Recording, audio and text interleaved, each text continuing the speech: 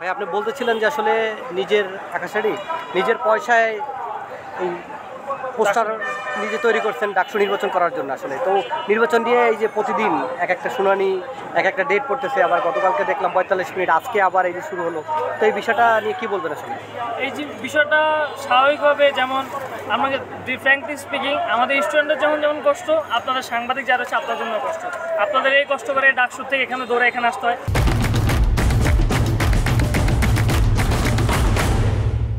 এখান থেকে ওখানে যেতে হচ্ছে। তার মানে ঠিক তেমনি আপনারা যখন এতটুকু কষ্ট করতে পারতেছেন, আমাদের বুঝেন স্টুডেন্টরা এই প্রচারণার কাজ করতে হচ্ছে। এর মধ্যে আবার দেখতেছি, ধরেন আমি এখন আসছি মহসিন হলের প্রচারণা করতেছি, ইন দ্যাট মোমেন্ট আমি স্ট্যাটাস দেখলাম যে স্থগিত রায় ঘোষণা করা হলো, কারণ আমার আবার আন্দোলন করার জন্য আবার সেই বিশেষ চত্বরে আসতে হচ্ছে আন্দোলনটা জানানোর জন্য। তো ব্যাপারটা আমাদের যারা স্বতন্ত্র, যারা আমরা একবার একা নির্দলীয়ভাবে রাজনীতি বা হচ্ছে আমাদের এই ডাকসু নির্বাচন করতেছি, তাদের জন্য জিনিসটা অনেক কষ্টসাধ্য। ইভেন স্বতন্ত্র না, সকলের জন্য এটা কষ্টকর একটা বিষয়। কারণ হচ্ছে কি, আমরা আসছি স্টুডেন্টদের, শিক্ষার্থীদের পাশে দাঁড়ানোর জন্য, তাদের প্রতিনিধিত্ব করার জন্য, তাদেরকে সেবা করার জন্য। এখন আমরা যদি সেবার পাশাপাশি আমাদের এত পরিশ্রম করতে হয়, ডাকসুর জন্য তো আমরা নিজেরা পরিশ্রম করতেছি, পড়াশোনার পাশাপাশি, পরীক্ষার পাশাপাশি, লেখাপড়ার পাশাপাশি, ল্যাবের পাশাপাশি, তার পাশে আমাদের এক্সট্রা করে আবার আন্দোলন করতে হচ্ছে যেন ডাকসুটা হয়। এই ডাকসুটা তো আমাদের নিজেদের অধিকার, এটা প্রতি বছর হওয়ার কথা। এই অধিকার আদায়ের জন্য যদি আমাদের সাধারণ শিক্ষার্থীদের আন্দোলন করতে হয়, এর থেকে ন্যাক্কার জিনিস বাংলাদেশের জন্য কিছু হতে হয় না, ঢাবির জন্য আর কিছু হতে হয়। আরেকটা বিষয় আপনি বলতেছিলেন যে নিজের পকেটের পয়সা খরচ করে টিউশনির টাকা দিয়ে আপনি বিলবোর্ড বানিয়েছেন। আসলে আপনি যেহেতু স্বতন্ত্র থেকে, তো এটা আসলে এই যে এরকম যদি বিলম্বিত হয়, তাহলে এটা তো আপনাদের জন্য ক্ষতিকর কিনা? খুবই ক্ষতিকর। কারণ হচ্ছে কি, আমাদের পক্ষে ধরেন এটা জিনিসটা আরও 30 দিন পিছালো, 45 দিন পিছালো, 2 মাস পিছালো। এরপরে এই যে আমরা এতদিন লিফলেটগুলো মানে সবার কাছে পৌঁছেছি, 9 তারিখের জন্য একটা প্রিপারেশন নিয়েছি, তাদের কিন্তু এই জিনিসটা আবার ভুলে যাবে। তাদের জন্য আমরা আবার পুনরায় তাদের কাছে পৌঁছানোর জন্য আবার লিফলেট খরচ করতে হবে, আমাদের তাদের জন্য প্রচারণা করতে হবে, তাদের কাছে পৌঁছানো লাগবে।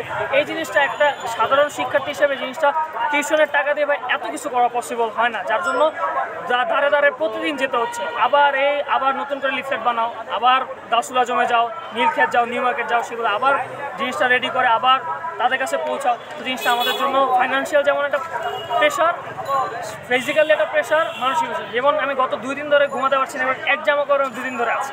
গতকাল যে জামা কাপড় আজকে সে সেম জামা কাপড়, কারণ ওই যে হলিগে চেঞ্জ করবো, গোসল করে আবার নতুন জামা কাপড় আসবো, ওরকম সময়টাও মিলতেছে না। কারণ আমাদের প্রতিটি স্টুডেন্টদের কাছাকাছি গিয়ে কথা বলতে হচ্ছে, কারণ আমাদের স্বতন্ত্র একা হওয়ার কারণে ওরকমভাবে প্রপার মিডিয়া কভারেজ আমরা তেমন পাচ্ছি না। আপনারা আসতেছেন, কথা বলছেন, এতে আমরা খুবই খুশি হচ্ছি, যার ফলে আমরা প্রচারণার টুকটাক আমরা মিডিয়ার মাধ্যমে জানাতে পারতেছি। কিন্তু ওই যে একা একা দাঁড়ে গিয়ে আবার পুনরায় 30-45 দিন পরে আবার এতদিন প্রচারণা করে, যেটা আমাদের জন্য অনেক বেশি কষ্ট। আচ্ছা, ডাকসু পাংচারের জন্য কোনো পরিকল্পনা চলছে কিনা বা কোনো ষড়যন্ত্র চলছে কিনা?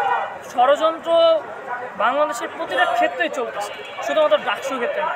এখন এখানে কারো যদি পার্সোনাল নিজস্ব কোনো যদি বলা যায়, নিজস্ব জিনিস বাস্তবায়ন করার জন্য, নিজস্ব চিন্তাভাবনা বাস্তবায়ন করার জন্য ডাকসু যদি পিছায়, এটা খুবই খারাপ হবে। কারণ ডাকসুরা প্রতিটি স্টুডেন্টের অধিকার। আমি চেষ্টা করব, আমি প্রতিটা রাজনৈতিক দলের প্রতি সমর্থন নিয়ে কথা বলতেছি। আপনাদের যদি এমন পিছানোর যদি কোনো আপনার পরিকল্পনা করে থাকেন, দয়া করে তার থেকে বের হয়ে যান। ডাকসুটা আমাদের প্রতিটা শিক্ষার্থীর অধিকার, ঢাবির প্রতিটা স্টুডেন্টের অধিকার। আপনারা আমাদের সকলের জন্য, যারা স্বতন্ত্র প্রার্থী, কোনো সময় এত স্বতন্ত্র প্রার্থী কখনোই ইলেকশন করে নাই। যেহেতু প্রথম করতেছে, ওপেন এবং লেভেল প্লেইং ফিল্ডে যেন সবাই আমরা অংশগ্রহণ করতে পারি, সেই জিনিসটা আপনারা নিশ্চিত করেন। রাজনৈতিক দলের যারা রয়েছে তাদের প্রতি আমার বিশেষ একটা প্রস্তাবনা, দয়া করে আপনারা এরকম কোনো ষড়যন্ত্রের সাথে জড়ায় না। আসসালামু আলাইকুম।